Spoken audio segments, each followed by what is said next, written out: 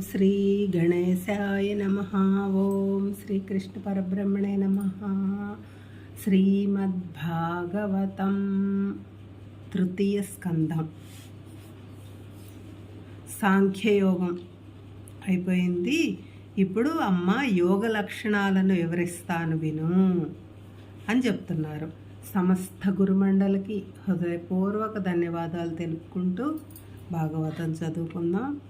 శక్తి కొలది స్వధర్మాచరణ చెయ్యాలి. శక్తి కొలది అంటే నీకు చేతైనంత వరకు సేవ చెయ్యాలి.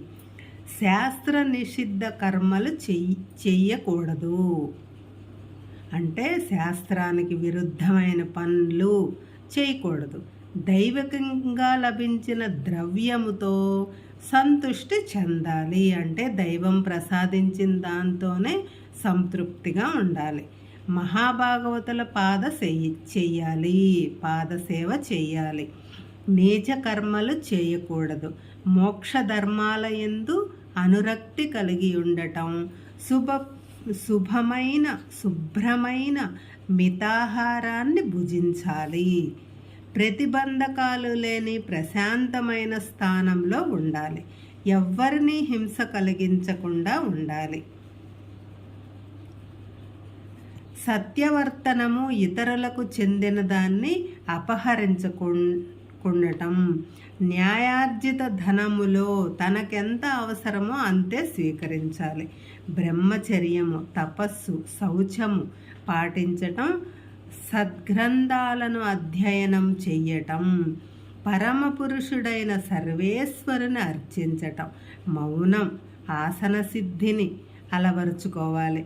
దాని వలన స్థిరత్వం సాధించటం, ప్రాణవాయువును వశపరుచుకోవాలి. ఇంద్రియ నిగ్రహం ద్వారా ఇంద్రియాలను విషయాల నుంచి ఉపసంహరించటం, విషయాల నుంచి మరల్చబడిన మనస్సును హృదయమందు నిలపటం, మూలాధారాది స్థానాలలో ఏదో ఒక స్థానమందు మనస్సుతో కూడా ప్రాణధారణ చెయ్యటం, శ్రీమన్నారాయణుని దివ్యలీలను మననం చేసుకోవటం, ఏకాగ్రతతో ధ్యానించటం, పరమేశ్వరుడైన పద్మనాభుడు అంతటా ఉన్నాడని విశ్వసించటం. ఇవి అన్నీ యోగ ధర్మాలు. మళ్ళీ ధ్యాన పద్ధతి. ఈ యోగ ధర్మాలను పాటిస్తూనే వ్రతదానాది సత్కర్మలను ఆచరించాలి. మనస్సును కలుషితం చేసే అసత్కర్మలను విడిచిపెట్టాలి. ప్రాణాయామపరుడై యోగాసక్తుడై ఉండాలి.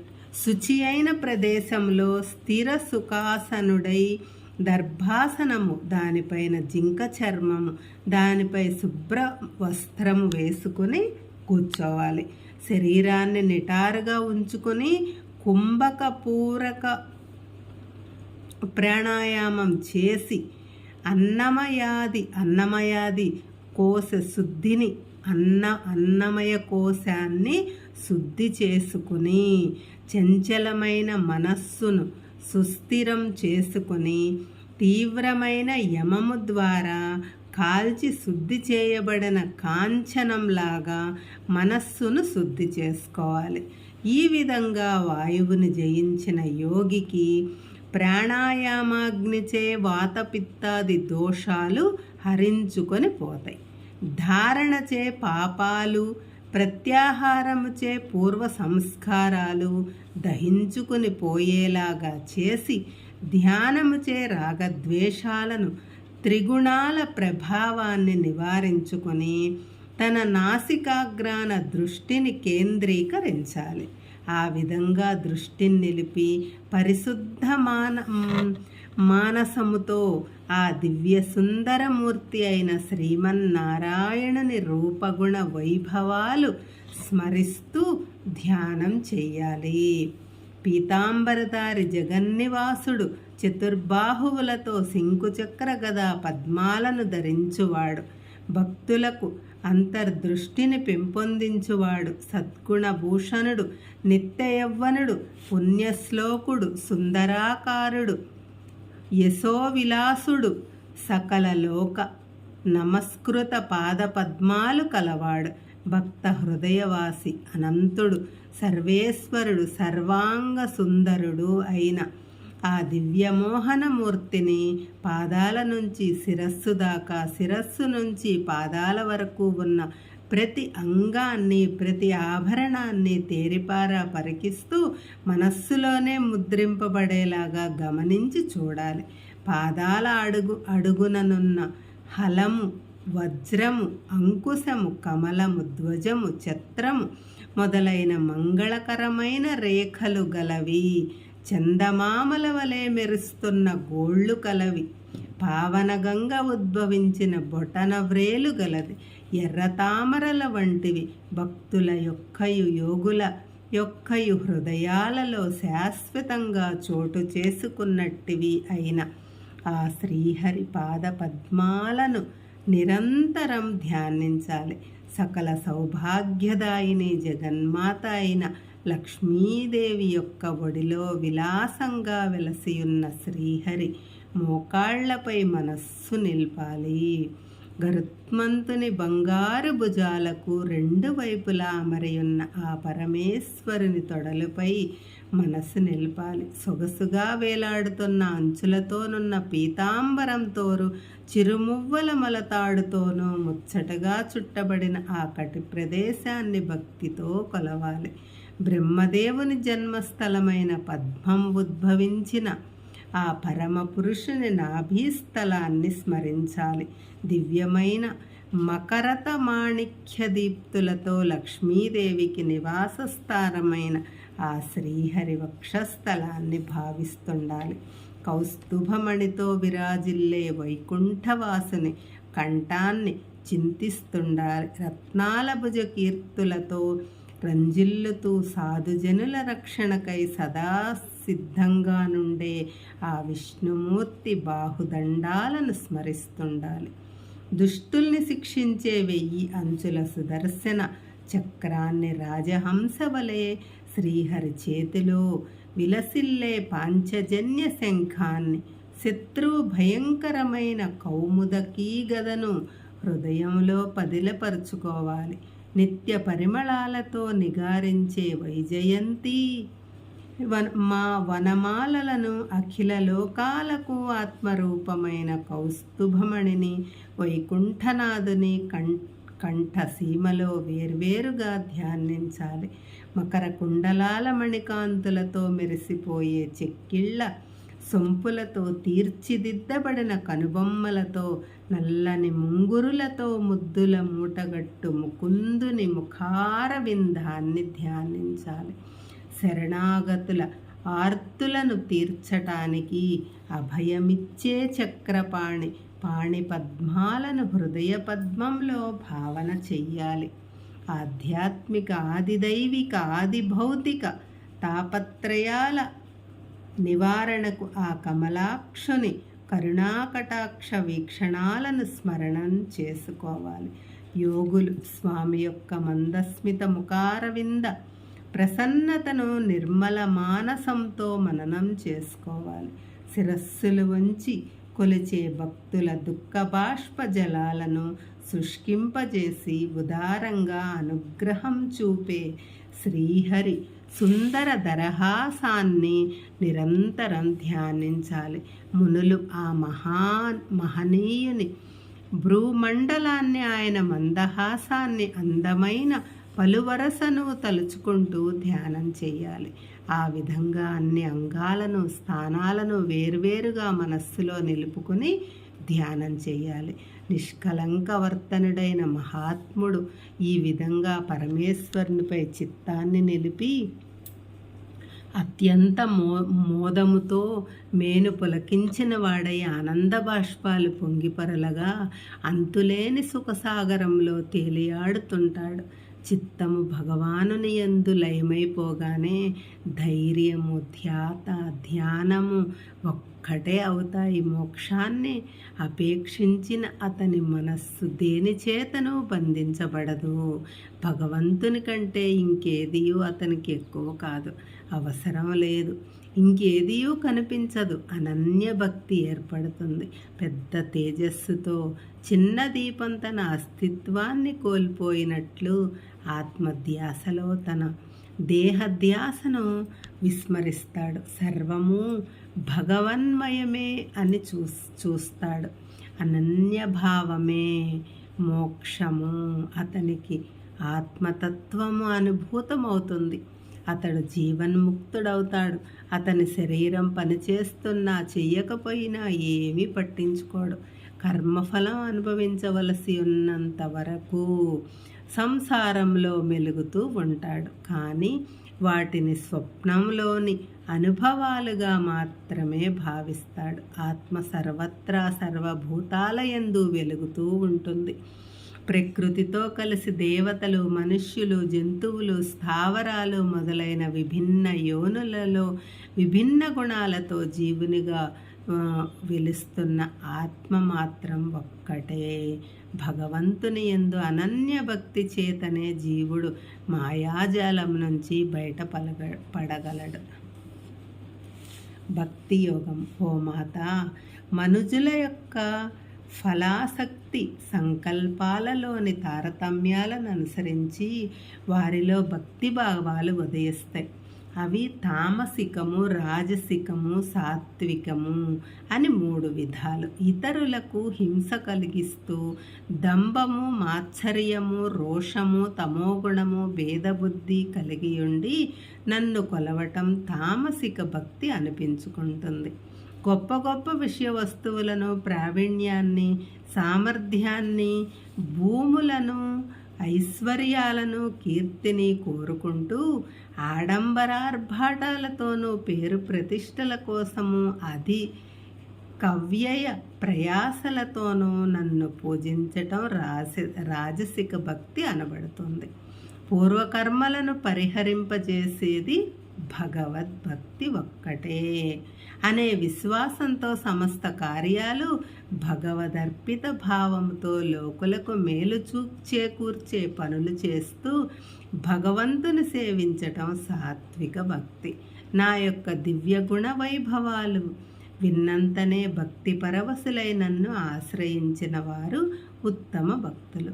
నిర్ధేతుకముగా నిష్కామముగా నా గురించి చేయబడిన భక్తి కార్యాలే శ్రేష్టమైనవి.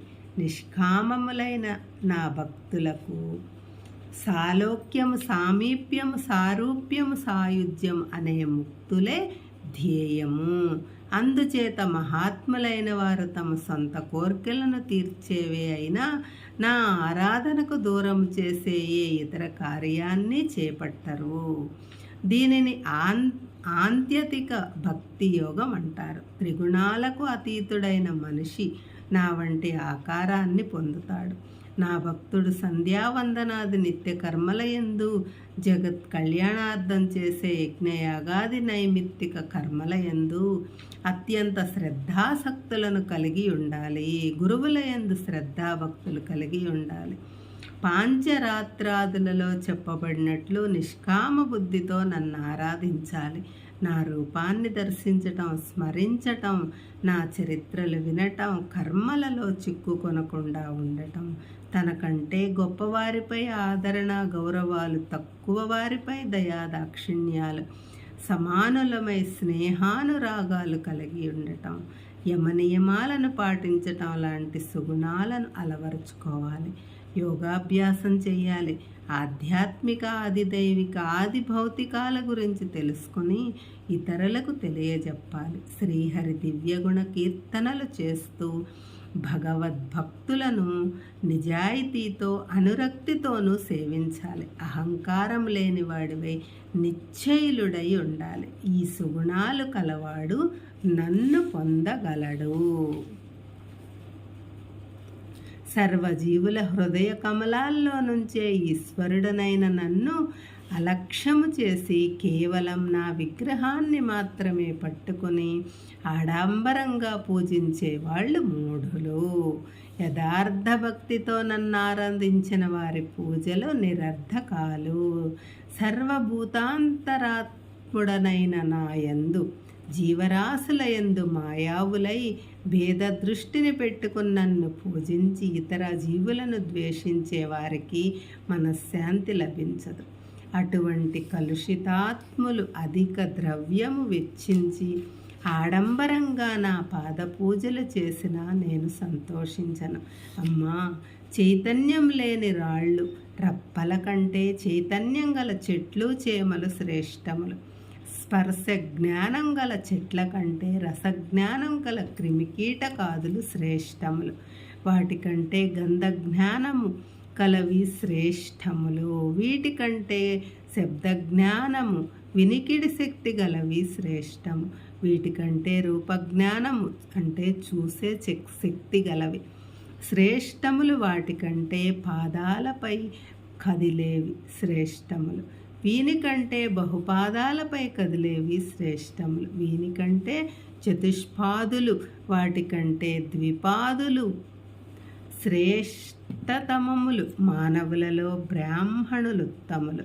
వీరికంటే వేదవేత్తలు, వారికంటే వేదార్థములు తెలిసిన వారు. వారికంటే శాస్త్ర విషయాల్లో సందేహాలు తీర్చేవారు ఉత్తములు. వీరికంటే స్వధర్మాచరణ నిపుణులు. వారికంటే దేనియందు సంగము లేని వారు. వారికంటే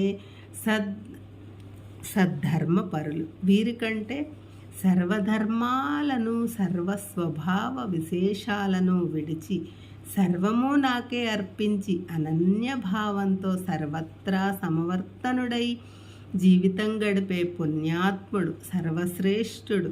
అటువంటి పుణ్యపురుషుని చూస్తూ సమస్త ప్రాణికోటి ఎల్లప్పుడూ సంతోషిస్తూ ఆనందిస్తుంది. కపిల బోధ కాలం. తల్లి, ఈశ్వరుడు జీవినిలో అనుప్రవేశించి ఉంటాడు. ఆయన్ను యోగముచే గాని భక్తి చేత గాని పొందవచ్చు. ఆయన ప్రకృతి పురుషులతో కూడి కర్మ చేయించున్నట్లుంటాడు. ప్రకృతికి పరుడై కర్మను చేయని వాడై కూడా ఉంటాడు. ఇదే భగవంతుని లక్షణమనవచ్చును. ఈ భగవద్రూపమే భేదములతో కూడి ఉన్నదై అద్భుత ప్రభావశాలి అయిన కాలముగా వెలిసింది. ఈ కాలమే మహత్తు మొదలైన తత్వాలను, ఆ తత్వాభిమానులైన జీవులను భయాన్ని కలిగిస్తుంది. అందుకనే అది సకల జీవులకు ఆశ్రయమై వాటి యందే ఉంటూ ఒక ప్రాణిచే మరొక ప్రాణిని గ్రహిస్తుంది, అంటే అంతము చేస్తుంది. యజ్ఞఫలప్రదాయైన విష్ణువు కాలరూపుడై జీవులను తమ అదుపులో నుంచుకుని ప్రభువై ప్రకాశిస్తుంటాడు. ఆయనకు మిత్రుడు, శత్రువు, బంధువు అనే భేదభావం ఎవ్వరిపైన ఉండదు. ఆయన అందరి యందు ఆవేశించి ఉండి బహుజాగరూకతతో ఉంటూ అజాగ్రత్తగానున్న వారిని అంతము చేస్తాడు. ఆయన వలన భయం చేత వాయువు వీస్తుంది, సూర్యుడు వేడినిస్తాడు, ఇంద్రుడు వాన కురిపిస్తాడు, చంద్రుడు ప్రకాశిస్తాడు.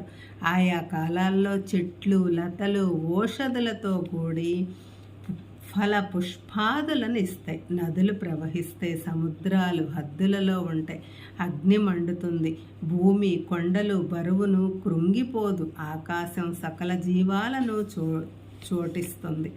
త్రిగుణాలతో కూడి ఉన్న బ్రహ్మాదులు సర్వేశ్వరునిచే సర్వకార్యమందు నియోగింపబడిన వారై ప్రతిదినము ఆయా సృష్టి కార్య నిర్వహణలో జాగరూకులై ఉంటారు. తల్లిదండ్రులు బిడ్డల్ని ఉత్పత్తి చేస్తారు. కాలస్వరూపము మృత్యుదేవత సహాయంతో సంహరిస్తాడు. చరాచరాత్మకమైన సకల ప్రపంచము భగవానుని ఆధీనంలో ఉంటుంది. ఆయన యొక్క శక్తిని తెలుసుకొనగల సామర్థ్యం ఎవ్వరికీ ఉండదు.